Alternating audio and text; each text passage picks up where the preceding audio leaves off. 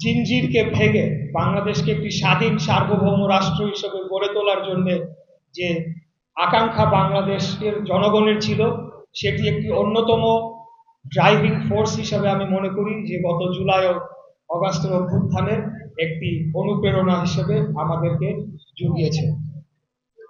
এর বাইরে আমরা বাংলাদেশের জনগণ, আমরা আমাদের গণতন্ত্রকে ফিরে পাওয়ার জন্য যে আমাদের আকাঙ্ক্ষা আমাদের মনে ছিল যে বাংলাদেশে জনগণের সরাসরি ভোটে নির্বাচিত একটি সরকার থাকবে, যারা প্রতি 5 বছর অন্তর অন্তর জনগণের ভোটে নির্বাচিত হয়ে রাষ্ট্র ক্ষমতায় গিয়ে রাষ্ট্র পরিচালনা করবে, সেটি আরেকটি আকাঙ্ক্ষা।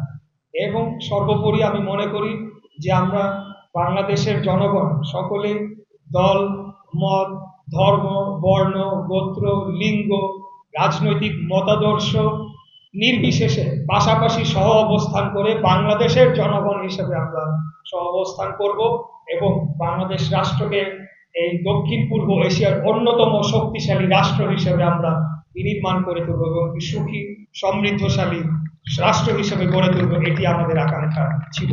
সেই আকাঙ্ক্ষাকে বাস্তবায়ন করার লক্ষ্যে আমরা কাজ করে যাব ইনশাল্লাহ। এবং আগামী দিনে কোনো স্বৈরাচার যাতে বাংলাদেশের মাথাচাড়া না দিতে পারে, স্বৈরাচারী কায়দায় যাতে আর কেউ বাংলাদেশের রাষ্ট্র ক্ষমতাকে দখল করে জনগণের অর্থ সম্পদ লুটপাট করে বিদেশে পাচার না করে দিতে পারে, সেটার জন্য যে একটা জাতীয় ঐক্যমত্য তৈরি হয়েছে এই জুলাই আগস্ট গণ অভ্যুত্থানের মধ্য দিয়ে, সেটিকে আমরা ধরে রাখতে চাই এবং সমুন্নত রাখতে চাই। এটি আমাদের আগামী দিনের সংকল্প হোক।